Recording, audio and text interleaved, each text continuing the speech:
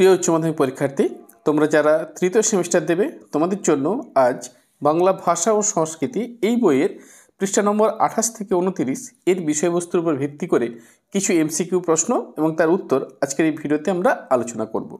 কারণ সামনেই তোমাদের সেমিস্টার পরীক্ষা রয়েছে, তাই প্রস্তুতি ঠিকঠাকভাবে নেওয়ার জন্য তোমাদের এখন থেকেই কিন্তু পরিশ্রমী হতে হবে। তো সেই উদ্দেশ্য মাথায় রেখে আমি তোমাদের সামনে এই বাংলা ভাষা সংস্কৃতির এই বইটির পৃষ্ঠা ধরে ধরে তার এমসিকিউ প্রশ্ন এবং উত্তর এমসিকিউ সিরিজ আকারে আমি তোমাদের সামনে উপস্থাপন করছি। অনেকগুলি আমরা এমসিকিউ সিরিজের ভিডিও আপলোড করেছি, তোমরা অনেকে দেখেছো।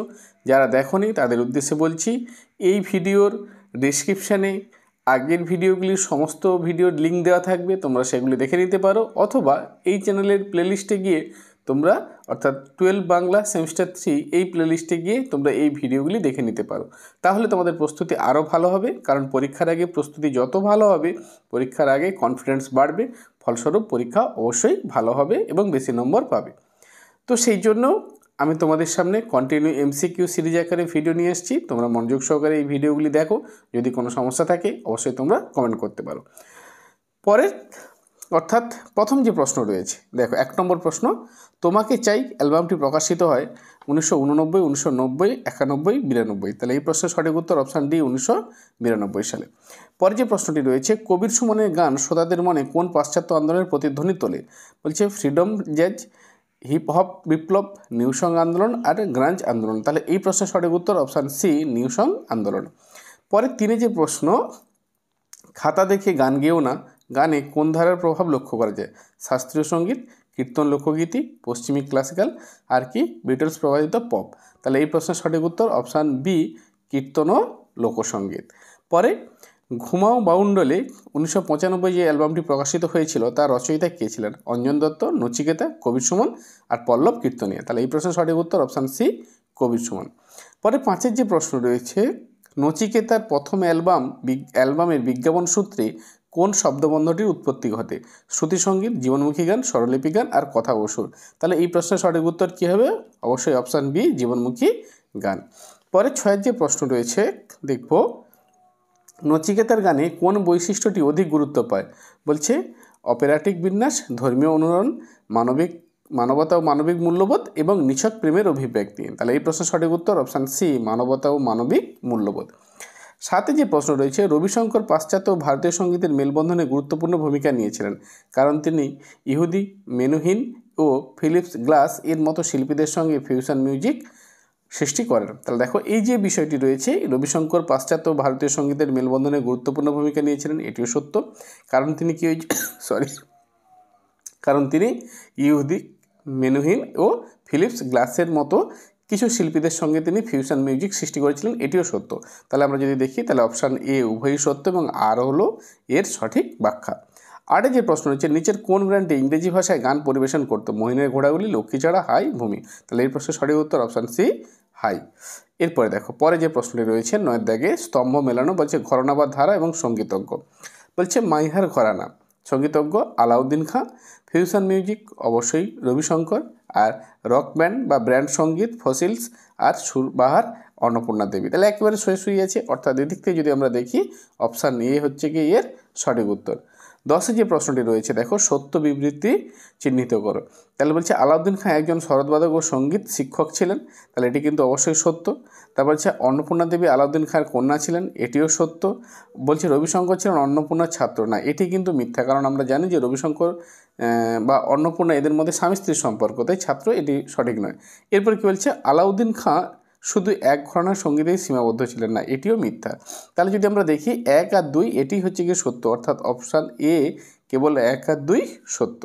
পরে যে প্রশ্ন রয়েছে, সেতার ও সুরবাহারে একসঙ্গে পারদর্শী ছিলেন রবিশঙ্কর, অন্নপূর্ণা দেবী, নিখিল বন্দ্যোপাধ্যায়, মিতা নাগ।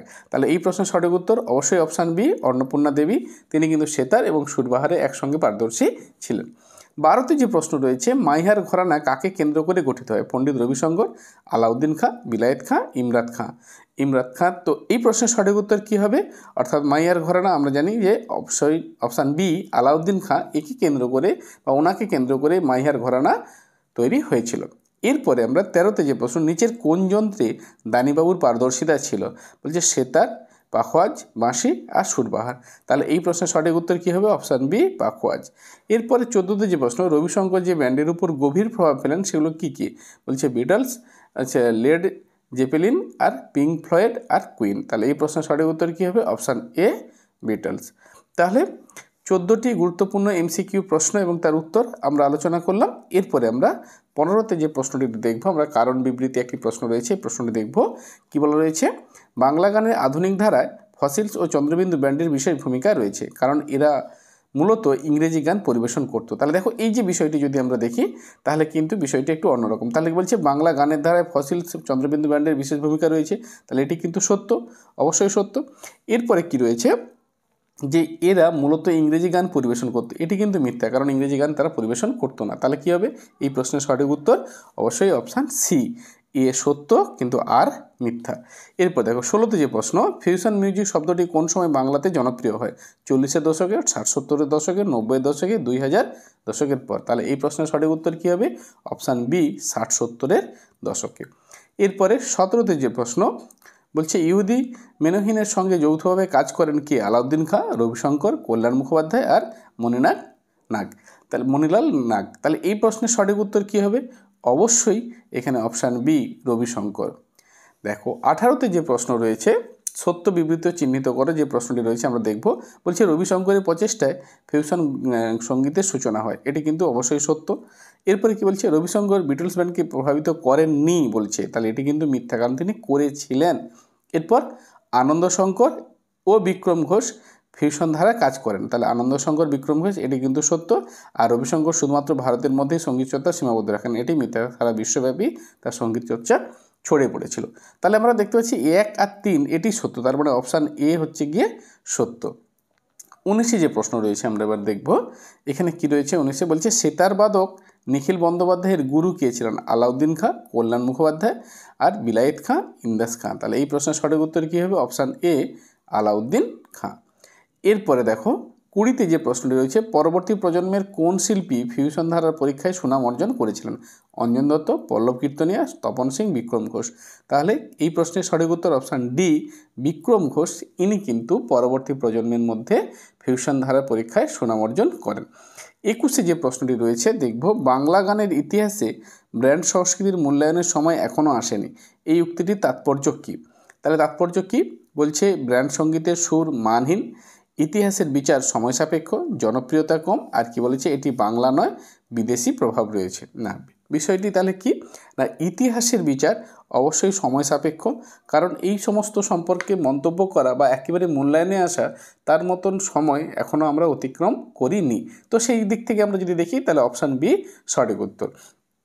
এরপর আমাদের সামনে একটি স্তম্ভ রয়েছে, আমরা এটা মিলিয়ে দেখব। বলছে তবলা, এখানে এই প্রশ্নের সঠিক উত্তর কী হবে? অবশ্যই কুমার বোস, হারমোনিয়াম দেবকুমার বন্দ্যোপাধ্যায়, সেতার মিতা নাগ আর শরৎ তেজেন্দ্রনারায়ণ মজুমদার। তাহলে দেখো আমি কিন্তু এই যে স্তম্ভ মেলানোতে সোজাসুজি অপশান রেখেছি, কিন্তু তোমাদের পরীক্ষাতে আসবে না, এদিক ওদিক করে আসবে, সেদিক থেকে তোমাদের কিন্তু মেলানো একটু কঠিন হবে।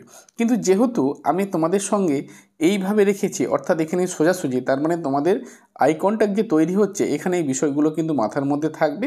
ফলস্বরূপ পরীক্ষার হলে উলটপালট করা থাকলেও তোমরা কিন্তু সেখান থেকে সঠিক উত্তরটি বা অপশনটি বেছে নিতে পারবে। তো সেই উদ্দেশ্যে মাথায় রেখেই কিন্তু আমি সোজাসুজি রেখেছি। তাহলে যদি আমরা দেখি অপশান বি সঠিক উত্তর হয়েছে, ABCD। এরপরে 23-এ যে প্রশ্ন বলছে, উডস্টক, বিটলস আর পিঙ্ক ফ্লয়েড ইত্যাদি কোন ধারার সঙ্গীতের সঙ্গে যুক্ত? ধ্রুপদী সঙ্গীত, লোকগান, রক অ্যান্ড ব্যান্ড সঙ্গীত আর গজল। তাহলে এই প্রশ্নের সঠিক উত্তর option C, rock and band সঙ্গীত। পরে যে প্রশ্ন রয়েছে আমাদের দেখো 24-এ, গৌতম চট্টোপাধ্যায়ের প্রভাব কাদের উপর বিশেষভাবে পড়েছিল? সিনেমার পরিচালক, পরবর্তী প্রজন্মের ছক ভাঙা গায়ক বাদক আর কি হচ্ছে কবি ও সাহিত্যিক, থিয়েটার অভিনেতা। তাহলে এই প্রশ্নের সঠিক উত্তর অপশান বি, পরবর্তী প্রজন্মের ছক ভাঙা গায়ক বাদকের মধ্যে। এরপর 25-এ যে প্রশ্ন, বাংলা ব্র্যান্ড সঙ্গীতে স্টেজ অ্যাক্ট এবং সাইকেডেলিক আলো এর ব্যবহার শুরু হয় কোন ধারার প্রভাবে? কীর্তন, রবীন্দ্রসঙ্গীত, শাস্ত্রীয় সঙ্গীত আর বিদেশি রক অ্যান্ড পপ। তাহলে এই প্রশ্নের সঠিক উত্তর অপশান ডি, বিদেশি রক ও পপ। 26-এ যে প্রশ্ন, নিম্নলিখিত কোন গায়ক জীবনমুখী গানের জন্য প্রভাবশালী পূর্বসূরি হিসেবে পরিচিত? তার মানে কি বলছে? অনুপ ঘোষাল, প্রতুল মুখোপাধ্যায়, কিশোর কুমার, মান্না দে। তাহলে এই প্রশ্নের সঠিক উত্তর অবশ্যই অপশান বি, প্রতুল মুখোপাধ্যায়। ইনি কিন্তু জীবনমুখী গানের যে আমাদের একটা ট্রেন্ড বা যে প্রভাব আমার চলছে তার পূর্বসূরি হিসেবেই কিন্তু আমরা একে প্রতুল মুখোপাধ্যায়কে স্মরণ করি। এরপরে 27 যে প্রশ্নটি, বাংলা গানে ব্যান্ড আন্দোলনের প্রেক্ষাপটে কোন রাজনৈতিক ঘটনার প্রভাব ছিল? স্বাধীনতা সংগ্রাম, ভিয়েতনাম যুদ্ধ, নক্সাল আন্দোলন, জরুরি অবস্থা আর বিশ্বযুদ্ধ। তাহলে এই প্রশ্নের সঠিক উত্তর অপশান বি, ভিয়েতনাম ও নক্সাল আন্দোলন। তাহলে তোমরা দেখতে পেলে 27টি গুরুত্বপূর্ণ এমসিকিউ প্রশ্ন ও তার উত্তর আজকের এই ভিডিওতে আমরা আলোচনা করলাম। যে বিষয়বস্তুর উপর আমরা এই ভিডিও আজকে আলোচনা করলাম তা হলো পৃষ্ঠা নম্বর 28 থেকে 29। এই পৃষ্ঠাতে যে সমস্ত বিষয়বস্তু রয়েছে বা যে ধরনের টপিকগুলো বা যে ধরনের তথ্য আমাদের সামনে উপস্থাপন করা হয়েছে তার উপর ভিত্তি করে আমি 27টি গুরুত্বপূর্ণ এমসিকিউ প্রশ্ন এবং তার উত্তর আজকের এই ভিডিওতে আলোচনা করলাম। আশা করি ভিডিওটি তোমাদের ভালো লেগেছে। যদি ভালো লাগে অবশ্যই লাইক করো, কমেন্ট করো, বন্ধুদের মধ্যে শেয়ার করো, তাহলে তোমাদের প্রস্তুতি আরও ভালো হবে। ভালো থেকো, খুব ভালো করে পড়তে থাকো। সামনে এই পরীক্ষায় পড়াশোনাতে কোনো রকম গাফিলতি না দিয়ে একেবারে মন প্রাণ দিয়ে পড়তে থাকো, কারণ বেশি পড়া সমান বেশি নম্বর, বুঝতে পারলে? অতএব বেশি পড়তে হবে বেশি নম্বর পেতে গেলে। ভালো থেকো, খুব ভালো করে পড়তে থাকো।